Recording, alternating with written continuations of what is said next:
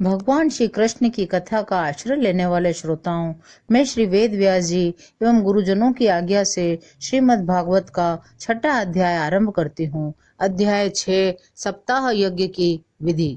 श्री सनकादि कहते हैं, नारद जी, अब हमें आपको सप्ताह श्रवण की विधि बताते हैं। यह विधि प्राय लोगों की सहायता और धन से साध्य कही गई है। पहले तो यत्न पूर्वक ज्योतिषी को बुलाकर मुहूर्त पूछना चाहिए। विवाह के लिए जिस प्रकार धन का प्रबंध किया जाता है, उसी प्रकार धन की व्यवस्था भी चाहिए।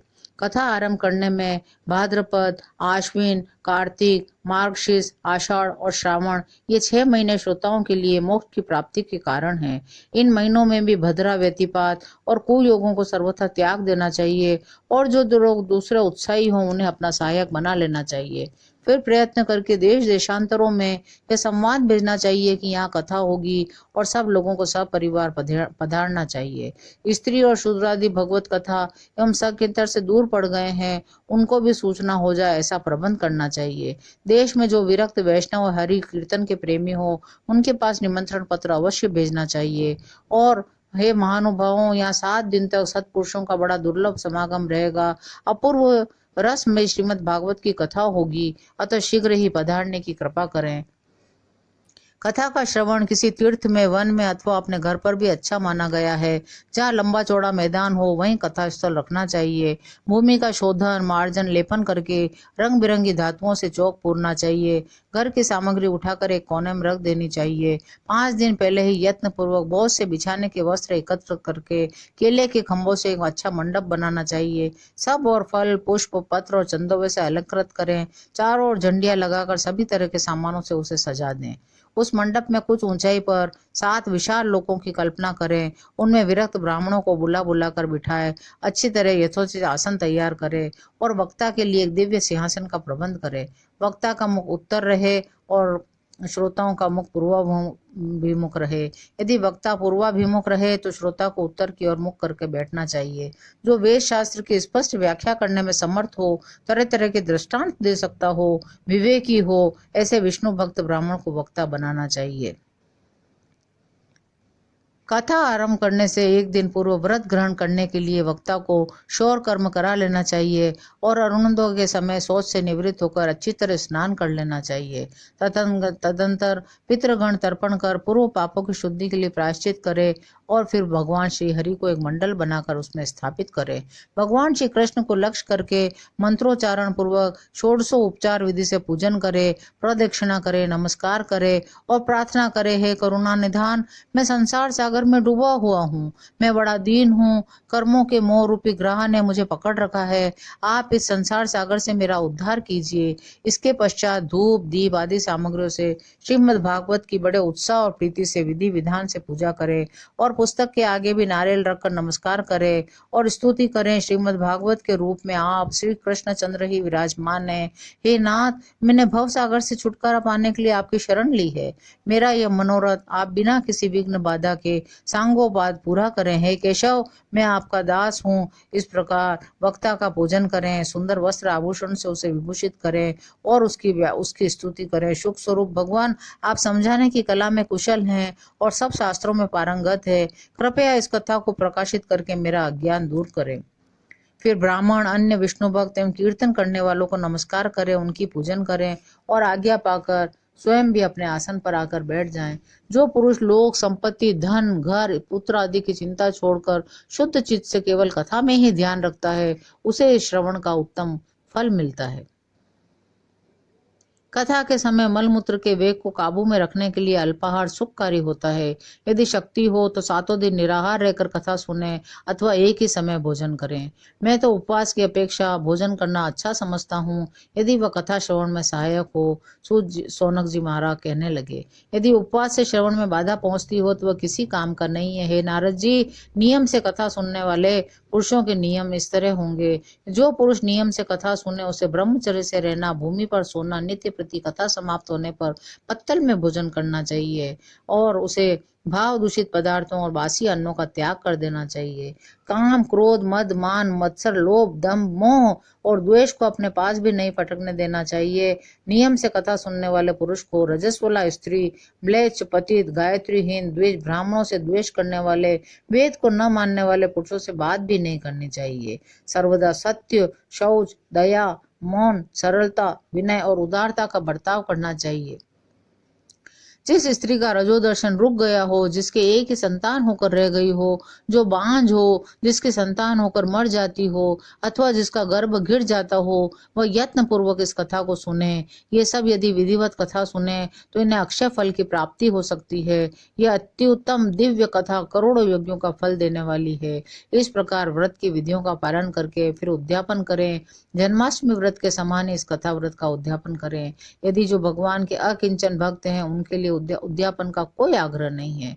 इस प्रकार जब सप्ताह यज्ञ समाप्त हो जाए तो श्रोताओं को अत्यंत भक्ति पूर्वक पुस्तक और वक्ता की पूजा करनी चाहिए। सब लोग मृदंग और झांझ की मनोहर ध्वनि से सुंदर कीर्तन करें, जय जयकार करें, ब्राह्मण और याचकों को धन दें, अन्न दें।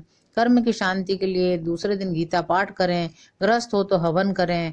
एकाग्र चित्त से गायत्री मंत्र द्वारा हवन करें, क्योंकि यह तत्वतः महापुराण गायत्री स्वरूप ही है। 12 ब्राह्मणों को खीर और मधु आदि उत्तम उत्तम पदार्थ खिलाए। व्रत की पूर्ति के लिए गौ और सुवर्ण का दान करें। सामर्थ्य हो तो 3 तोले सोने का एक सिंहासन बनवाए, उस पर सुंदर अक्षरों में लिखी हुई श्रीमद् भागवत की पोथी रखकर उसके आवन आदि विविध उपचारों से पूजन करें और जितेंद्रीय आचार्य को वस्त्र, आभूषण, गंध आदि से पूछकर दक्षिणा के सहित समर्पण कर दें। इस तरह करने से बुद्धिमान दाता जन्म मरण के बंधनों से मुक्त हो जाता है। सनकादि कहते हैं, नारद जी, इस प्रकार मैंने तुम्हें सप्ताह श्रवण की विधि पूरी सुना दी है, अब आप क्या सुनना चाहते हो? सूत जी कहने लगे, शौनक जी, यूं कहकर महामुनि सनकादि ने 1 सप्ताह तक विधि पूर्वक इस सर्व पापिनी परम पवित्र भोग और मोक्ष प्रदान करने वाली भागवत कथा का प्रवचन किया। सब प्राणियों ने नियम पूर्वक इसे श्रवण किया। इसके पश्चात उन्होंने विधि पूर्वक भगवान पुरुषोत्तम की स्तुति की। कथा के अंत में ज्ञान, वैराग्य और भक्ति को बड़ी पुष्टि मिली और वे तीनों एकदम से तरुण होकर सब जीवों का चित्त अपनी ओर आकर्षित करने लगे। अपना मनोरथ पूरा होने से नारद जी को भी बड़ी प्रसन्नता हुई। उनके शरीर में रोमांच हो आया, वे परमानंद से पूर्ण हो गए। इस प्रकार ज्ञान, वैराग्य और भक्ति को संतुष्ट कर दिया। नारद जी ने कहा, मैं धन्य हूँ, आप लोगों ने करुणा करके मुझ पर बड़ा ही अनुग्रहित किया है। आज मुझे भी श्री सर्व पापहारी भगवान श्री हरि की प्राप्ति हो गई है। मैं श्रीमद् भागवत को ही सब धर्मों से श्रेष्ठ मानता हूँ, क्योंकि इसके श्रवण से वैकुंठ बिहारी श्री कृष्ण की प्राप्ति होती है। सूत जी कहने लगे, शौनक जी, वैष्णव श्रेष्ठ नारद जी यूं कह ही रहे थे कि वहां घूमते फिरते योगेश्वर सुखदेव जी आ गए। कथा समाप्त होते ही व्यास नंदन श्री सुखदेव जी वहां पधारे। 16 वर्ष की सी आयु आत्मलाभ से पूर्ण ज्ञान रूपी महासागर का संवर्धन करने के लिए चंद्रमा के समान वे प्रेम से धीरे धीरे श्रीमद् भागवत का पाठ कर रहे थे। परम तेजस्वी सुखदेव जी को देखकर सारे सभासद झटपट खड़े हो गए। उन्हें एक ऊंचे आसन पर बिठाया। फिर देवर्षि नारद ने उनका प्रेम पूर्वक पूजन किया। उन्होंने सुख पूर्वक बैठकर कहा, आप लोग मेरी निर्मल वाणी सुनिए। श्री सुखदेव जी बोले, रसिक एवं भावुक जन, यह श्रीमद् भागवत वेद रूपी कल्प वृक्ष का परिपक्व फल है। श्री सुखदेव रूपी शुक के मुख का संयोग होने से अमृत रस से परिपूर्ण है। यह रस ही रस है, इसमें न छिलका है न गुठली। यह इसी लोक में सुलभ है। जब तक शरीर में चेतना रहे तब तक आप लोग बार बार इसका पान करें। महामुनि वेद व्यास देव ने श्रीमद् भागवत महापुराण की रचना की है। इसमें निष्कपट निष्काम परम धर्म का निरूपण है। इसमें शुद्धांत करण सत्पुरुषों के जानने योग्य कल्याणकारी वास्तविक वस्तु का वर्णन है। इससे तीनों तापों की शांति होती है। इसका आश्रय लेने पर दूसरे शास्त्र अथवा किसी साधन की आवश्यकता नहीं रहती। जब कभी पुण्यात्मा पुरुष इसके श्रवण की इच्छा करते हैं तभी ईश्वर अविलंब उनके हृदय में अवरुद्ध हो जाता है। ये भागवत पुराणों का तिलक और वैष्णवों का धन है। इसमें परमहंसों के प्राप्य विशुद्ध ज्ञान का ही वर्णन किया गया है। ज्ञान, वैराग्य और भक्ति के सहित निवृत्ति मार्ग को प्रकाशित किया गया है। जो पुरुष भक्ति पूर्वक इसके श्रवण, पठन और मनन में तत्पर रहता है वह मुक्त हो जाता है। यह रस स्वर्गलोक, सत्यलोक, कैलाश और वैकुंठ में भी नहीं है। इसलिए हे भाग्यवान श्रोताओं, तुम इसका खूब पान करो, इसे कभी मत छोड़ो, इसे कभी मत छोड़ो। सूत जी कहते हैं, श्री सुखदेव जी इस प्रकार कह ही रहे थे। उस सभा के बीचों बीच प्रहलाद, बलि, उद्धव, अर्जुन आदि पार्षदों के सहित साक्षात श्री हरि प्रकट हो गए। तब देवर्षि नारद ने भगवान और उनके भक्तों की यथोचित पूजा की। भगवान को प्रसन्न देखकर देवर्षि ने उन्हें एक विशाल सिंहासन पर बिठा दिया। सब लोग उनके सामने संकीर्तन करने लगे। उस कीर्तन को देखने के लिए श्री पार्वती जी सहित महादेव जी और ब्रह्मा जी भी आए। कीर्तन प्रारंभ हुआ। प्रहलाद जी तो चंचल गति होने के कारण करताल बजाने लगे। उद्धव जी ने झांझे उठा ली। देवर्षि नारद वीणा की ध्वनि करने लगे। स्वर विज्ञान में कुशल होने के कारण अर्जुन राग अलापने लगे। इंद्र ने मृदंग बजाना प्रारंभ किया। सनकादि बीच बीच में जयघोष करने लगे। इन सब के आगे सुखदेव जी तरह तरह की रस अंग भंगी करके भाव बताने लगे। इन सब के बीच में परम तेजस्वी भक्ति, ज्ञान और वैराग्य नटों के सामने समान नाचने लगे। ऐसा अलौकिक कीर्तन देखकर भगवान प्रसन्न हो गए और कहने लगे, मैं तुम्हारी इस कथा और कीर्तन से बहुत प्रसन्न हूँ। तुम्हारे भक्ति भाव ने इस समय मुझे अपने वश में कर लिया है। अतः तुम लोग मुझसे वर मांगो। भगवान के ये वचन सुनकर सब लोग बड़े प्रसन्न हुए और प्रेमाद्र चित्त से भगवान से कहने लगे, हे भगवान, हमारी ये अभिलाषा है, भविष्य में भी जहाँ कहीं सप्ताह कथा हो वहाँ आप इन पार्षदों के सहित अवश्य पधारें।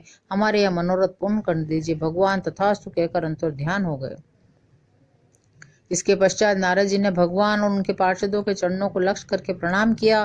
फिर सुखदेव जी आदि तपस्वियों को भी नमस्कार किया।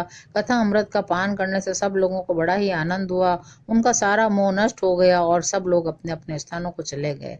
उस समय सुखदेव जी ने भक्ति को उसके पुत्रों ज्ञान और वैराग्य सहित अपने शास्त्रों में स्थापित कर दिया। इसी से भागवत का सेवन करने से श्रीहरि वैष्णवों के हृदय में आ विराजते हैं। जो लोग दरिद्रता के दुख ज्वर की ज्वाला से दग्ध हो रहे हैं, जिन्हें माया पिशाची ने रौंद डाला है, तथा जो संसार समुद्र में डूब रहे हैं, उनका कल्याण करने के लिए श्रीमद् भगवत का सिंहनाद कर रहा है। शौनक जी ने पूछा, सूत जी, सुखदेव जी ने राजा परीक्षित को, गोकर्ण ने धुंधुकारी को और सनकादीन ने नारद जी को किस किस समय यह ग्रंथ सुनाया था, मेरा संशय दूर करिए। सूत जी ने कहा, भगवान श्री कृष्ण के स्वधाम गमन के बाद कलयुग के 30 वर्ष से कुछ अधिक बीत जाने पर भाद्रपद मास की शुक्ला नवमी को सुखदेव जी ने कथा आरंभ की थी।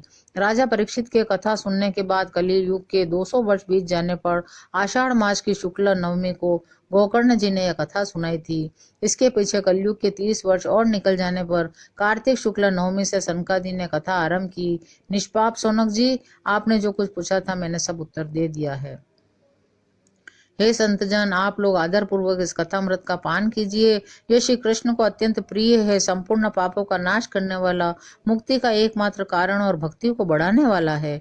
लोक में अन्य कल्याणकारी साधनों का विचार करने और तीर्थों का सेवन करने से क्या होगा। अपने दूत को हाथ में पाश लिए देखकर यमराज उसके कान में कहते हैं, देखो, जो भगवान की कथा वार्ता में मत हो रहे हों उनसे दूर रहना। मैं औरों को ही दंड देने की शक्ति रखता हूँ, वैष्णवों को नहीं। इस असार संसार में विषय रूपी विष की आसक्ति के कारण व्याकुल बुद्धि वाले पुरुषों, अपने कल्याण के उद्देश्य से आधे क्षण के लिए भी इस शुभ कथा रूपी अनुपम सुधा का पान करो।